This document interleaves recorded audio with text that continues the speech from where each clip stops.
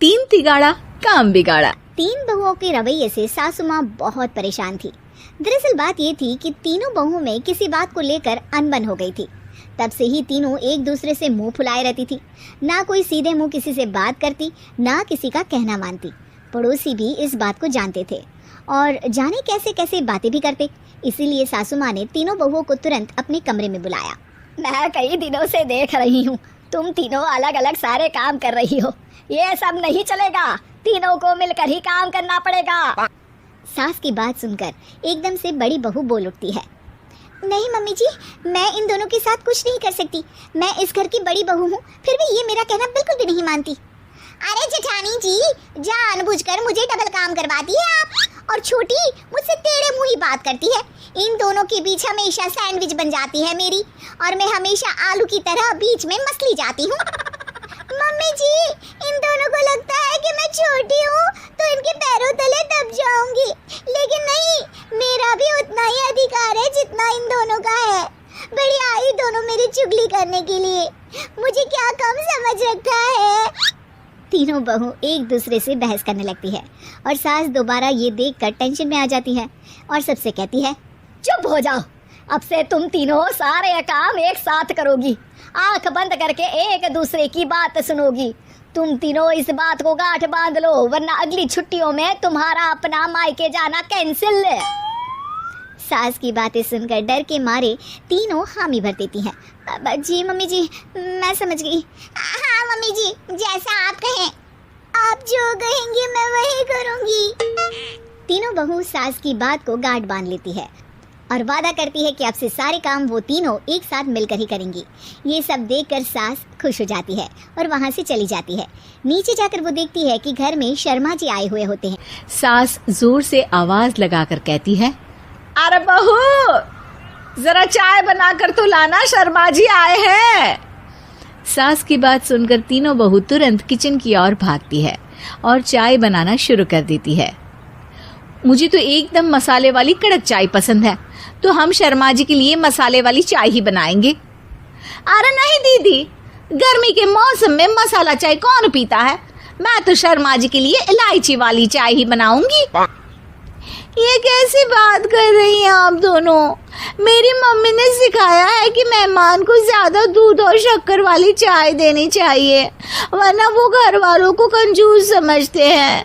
तो मैं तो शर्मा जी को ऐसी ही चाय दूंगी। तीनों बहुएं अपने अपने तरीके से चाय में शक्कर, मसाला, पत्ती सब डाल देती है। उबलने के बाद तीनों मिलकर चाय बाहर लेकर जाती है और शर्मा जी और सासू माँ को देती हैं।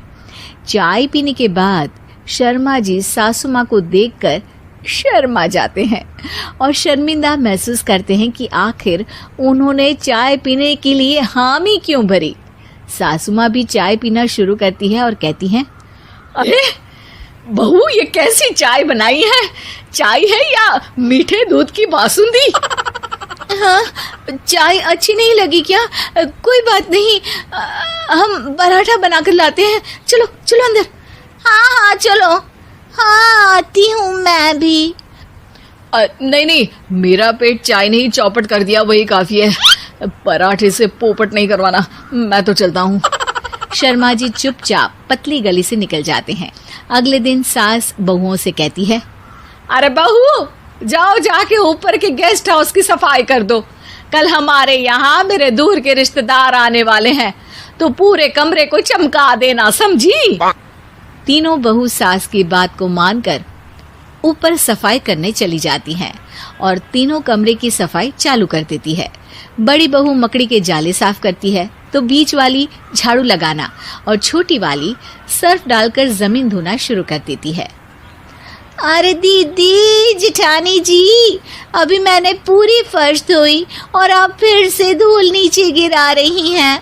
और मछली जेठानी जी, आप बिना झाड़ू की धूल यहाँ छटक रही हैं। अरे तीनों को साफ करना है, एक साथ सफाई करते हैं ना। अरे वही तो, हम साथ साथ हैं, घर साफ साफ है। तीनों बहू ऐसे ही काम में उलझ जाती है और 2 घंटे तक एक ही कमरे की सफाई करती रहती है।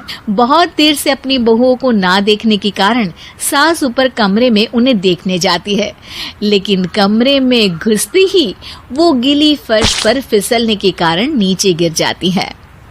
ओरी मोरी मैया, हड्डी मरोड़ के रख दी। आए मेरी तो कमर ही टूट गई रे। तीनों बहुएं सास को उठाती हैं और बिस्तर पर सुला देती है। अरे मेरे हाथ पैर दर्द कर रहे हैं, दबा दो आराम मिलेगा। हाँ जी माँ जी। अरे जी माँ जी, जी माँ जी। और तीनों बहुएं एक साथ सास के हाथ को दबाना शुरू कर देती हैं। माँ की तो चीख ही निकल जाती है और नतीजा ये होता है कि सास के बचे हुए शरीर में भी दर्द उठ जाता है। हाय राम, ये क्या कर दिया तुम तीनों ने। अरे मेरी तो किस्मत ही फूटी है कि तुम जैसी बहुएं मुझे मिली। हे भगवान, पूरे शरीर में दर्द बढ़ गया है। अब तो पता नहीं कि चल भी पाऊंगी या नहीं। माफ करो, मुझे गलती हो गई मुझसे कि तुम तीनों को एक साथ काम करने के लिए बोला। सोचा था तीनों मिलके अच्छे से काम करेगी, लेकिन बड़े बुजुर्ग सही कहते थे कि 3 तिगाड़ा काम बिगाड़ा। तुम लोगों ने ये बात ना आज साबित करके दिखा दी। तुम तीनों को तो समझाना यानी मानो भैंस के आगे भी न बजाना है। तुम्हें अकेले अकेले काम करना है ना, तो अब से तुम अकेले ही अपना अपना काम करो। तीनों बहुएं वहां से जाने लगती है। अरे कहाँ जा रही हो? आप ही ने तो कहा कि अपना अपना काम करो, तो मुझे मुल्तानी मिट्टी लगानी है। अरे मुझे भी तो नेल पॉलिश लगानी है। मुझे ना मेहंदी लगानी है। सास अपना सर पीट लेती है और कहती है, अरे मुझे भी लगाना है कुछ। क्या माँ जी? क्या माँ जी? क्या माँ जी? तुम्हारे घर वालों को फोन तुम्हारी हरकतें बताने के लिए।